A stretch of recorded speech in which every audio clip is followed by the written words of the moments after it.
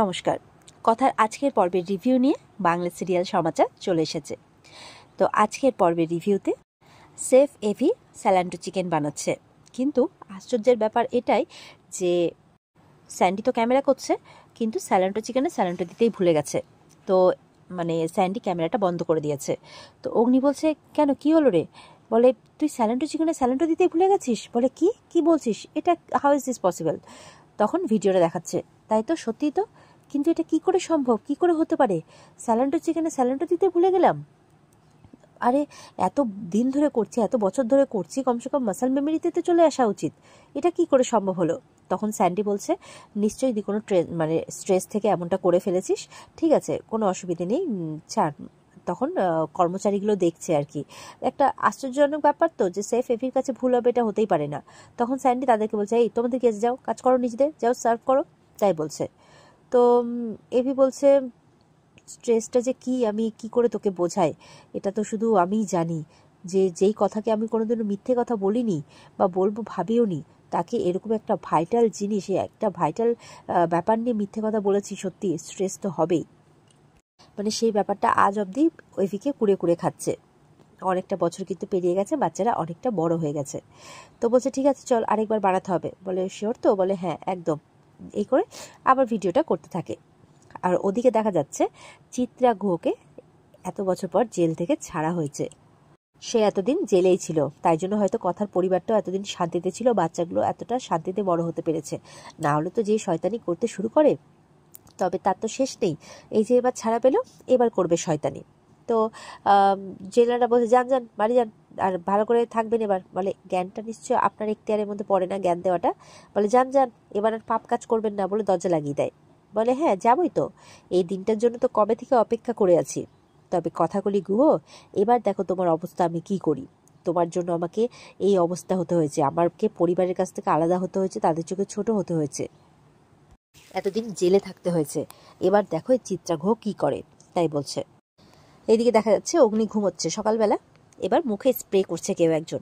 বলছে, ইস, কথা একদম ইয়ে করে উঠেছে। বলে, এই কথা, এই তোর না একদম ভালো না, জানিস তো, এই সমস্ত স্প্রে করে ওঠা। যেই চোখ খুলেছে, দেখছে ওমা, সে কি, তুই মাফিন, একটা ছোট্ট কিউটি মেয়ে। বলছে, তুই আমাকে স্প্রে করে ওঠালি? বলে, গুড মর্নিং পপ। বলে, গুড মর্নিং বলা হচ্ছে, দাঁড়া দেখাচ্ছি মজা। এই বলে কোলে তুলে নেয়। আর তখন কথা আসে, এই মাফিন, তুই এখানে? আমি তোকে সারা বাড়িতে খুঁজে বেড়াচ্ছি, আর তুমি এখানে কি করছো শুনি? তখন বলছে, কি করছো? তোর থেকেই শিখেছে সবকিছু, বুঝলি, এই যে মুখে স্প্রে করে উঠাচ্ছে আমাকে। বলে, হে বাবা মাফিন, তুমি বাবাকে স্প্রে করে উঠাচ্ছ? বলে যে, তুমিও তো করো। বলে, কই, আমি তো তোমার সামনে করিনি কখনো, আর তাছাড়া উনি আমার বন্ধু হন। বলে, আমারও বন্ধু? কি পপ, বলে দে তো।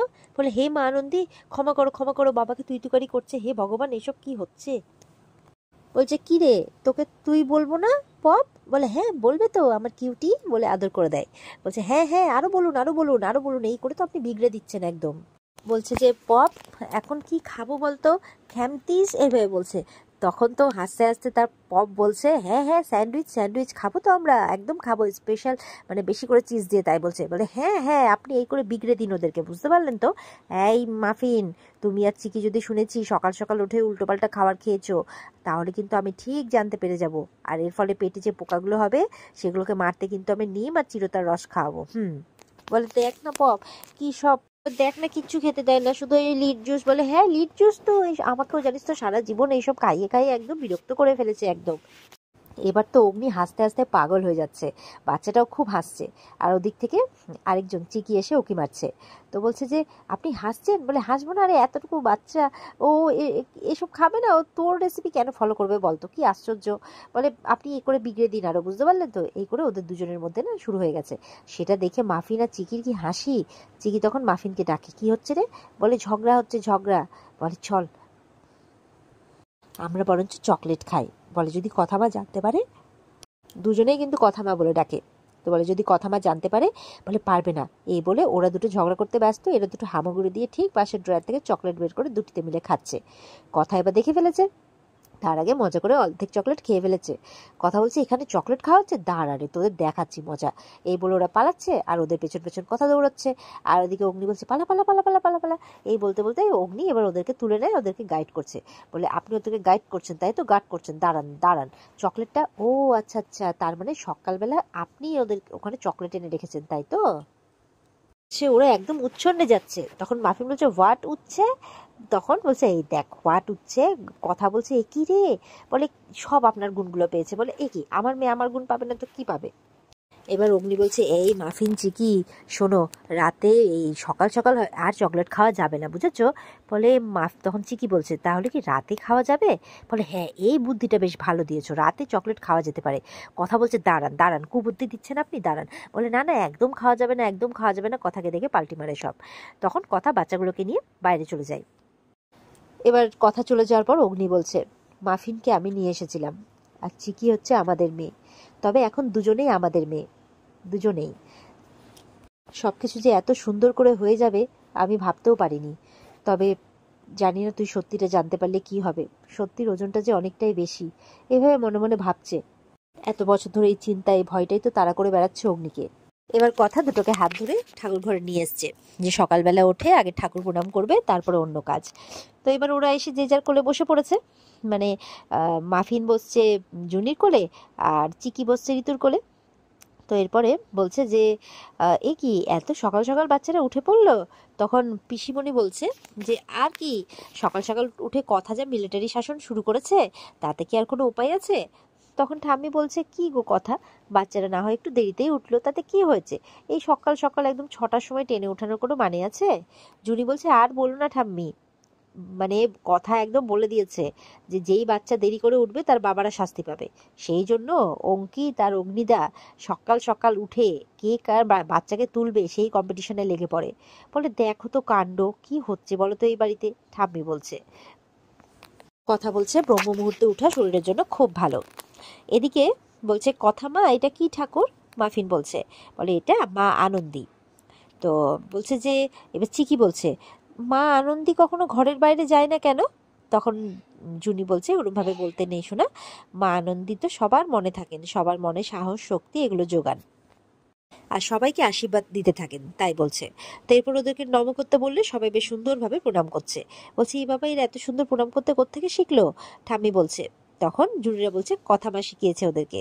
তখন বলছে এই তো বাচ্চারা যদি এরকম শিক্ষা পায়, ছোট থেকেই যদি ঠাকুরকে এত মানে এত পূজে, তাহলে তো ছোট সব মানে বড় হয়ে ওরা খুব ভালো মানুষ হবে তাই বলছে। কথা বলছে মা আনন্দীর কাছে প্রার্থনা করো যাতে মা আনন্দী সবাইকে ভালো রাখে, এই গৃহ পরিবারের মঙ্গল করে, আর তোমরা যাতে সবসময় ওদেরকে দেখে রাখতে পারো, সবাই যাতে ভালো থাকে, এভাবে প্রার্থনা করতে বলছে। জুনি বলছে বলো নম করে সবাই যে ঠাকুর আমাদের বিদ্যে দাও বুদ্ধি দাও, এইভাবে বলছে। আর ওরা ওরকম ভাবে কিন্তু আওড়াচ্ছে। তারপরে আবার মাফিনটা বলছে আর চকলেট দাও আইসক্রিম দাও এরকমও বলছে। এটা শুনে তো জুনি ঋতু ঠাম্মি সবাই হাসছে। কথা বলছে এই এরকম ভাবে বলতে হয় নাকি। ঠাম্মি বলছে আরে বলে তো বাচ্চারাই তো বলে, বলুক না কি হয়েছে। এইভাবে এই মজা চলছে। তখন কথা বলছে নাও এবার সবাই মিলে হাত জোড় করো ঠাকুরের কাছে, মানে ঠাকুরকে নম করো। তখন কথা কিন্তু ঠাকুরের গান গাইছে, গান গাইতে গাইতে ঠাকুরের পুজো দেওয়া হচ্ছে। কথা ওদিকে মন দিয়ে ঠাকুরের গান গাইছে, সবাই চোখ বন্ধ করে প্রার্থনা করছে। আর এদিকে মাফিন একটা করে সন্দেশ তুলছে, এদিকে চিকিকে দিচ্ছে আর নিজে খাচ্ছে, একটা করে তুলছে চিকিকে দিচ্ছে নিজে খাচ্ছে। যেই কথার গান শেষ হয় অমনি দুটো মিলে পালায় ওখান থেকে। তো বলছে কি ব্যাপার কি হলো।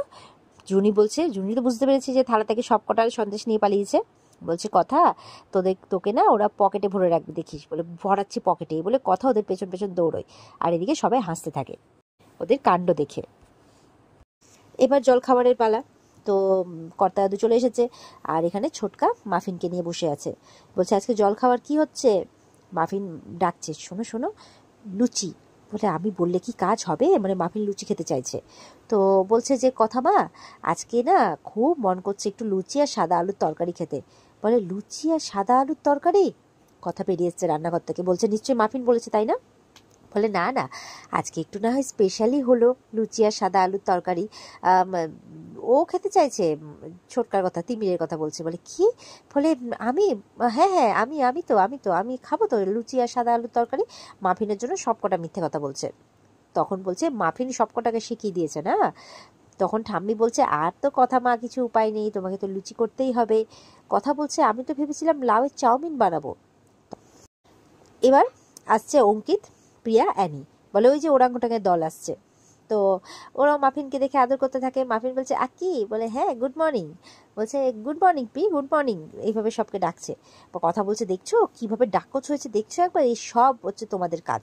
তখন বলছে হবে না, জেঠুমণি বলে, কর্তা দাদু বলছে আমাদের সময় কত সুন্দর জেঠুমণি, পিসিমণি, কাকুমণি এইভাবে ডাকা হতো, আর এখন এরা কেউ জেঠু পিসি মাসি শুনবে না বলে এইসব উটাক পাটাক নাম দিয়েছে, তাই বলছে। তো যাই হোক, সবাই মিলে এবার খেতে বসছে। এবার ওদিক থেকে অগ্নি আসছে, শুনতে পেয়েছে লাউয়ের চাউমিন, বলে লাউ, হো আচ্ছা আচ্ছা, এই বলে পালাচ্ছে। জুনি বলছে কি ব্যাপার, কোথায় যাচ্ছ অগ্নিদা? বলে হো না না, কোথায় আর যাবো। তখন কথা এসছে, শুনেছে না লাউয়ের চাউমিন হচ্ছে, তাই চলে যাচ্ছে, বলে দে লুচি হচ্ছে। তখন বলছে ও আচ্ছা, না না খেয়ে বলেছে আমি লাউয়ের চাউমিন দিয়েও চালিয়ে নিতাম কাজ। এই বলে খেতে বসছে সবাই। এবার ওদিকে দেখা যাচ্ছে চিত্রা গুহ একদম অন্যরকম সাজ পোশাক করে, হাতে দুটো আবার লেটারের মতো নিয়ে আছে। বলছে এই দুটো নাকি কথার সংসার ভাঙার জন্য যথেষ্ট, একদম বোমা ফাটবে নাকি এই দুটো যখন কথার হাতে যাবে। আর বাচ্চাগুলোর মনে হিংসেমু ধরানোর জন্য নাকি বিশাল অস্ত্র, এটা এখন সে প্রয়োগ করবে কথার সংসারে। কথার জন্য তো তার সবকিছু গেছে, মান সম্মান, তাকে জেলে পর্যন্ত থাকতে হয়েছে, রাত কাটাতে হয়েছে জেলে। তো এই সমস্ত সে আর সহ্য করতে পারছে না, তাই এবার ঠিক করেছে এই লেটারগুলো এবার সে কথাকে দেবে, না জানি কি আছে এগুলোর মধ্যে, আর কথার উপর প্রতিশোধ নেবে। আর এই বলতে বলতে কিন্তু এখানে আজকের পর্ব শেষ হয়ে যায়। তো বন্ধুরা, এই ছিল আজকের পর্বের এক জমজমাট এপিসোড। আশা করবো তোমাদের খুব ভালোই লেগেছে, আর ওই ছোট ছোট বাচ্চার মজাতেও নিশ্চয়ই খুব মজা পেয়েছো তোমরা। দেখা হচ্ছে আগামীকালকে আবার নতুন পর্বের রিভিউ নিয়ে। এই পর্বের মানে ভালো মতো দেখতে এই পর্বটাকে আর কি স্টার জলসার পর্দাতে কিন্তু অবশ্যই চোখ রাখবে, আর আমাদের সাথে জুড়তে চ্যানেলকে সাবস্ক্রাইবটা অবশ্যই করবে। ভালো থেকো সবাই, টাটা।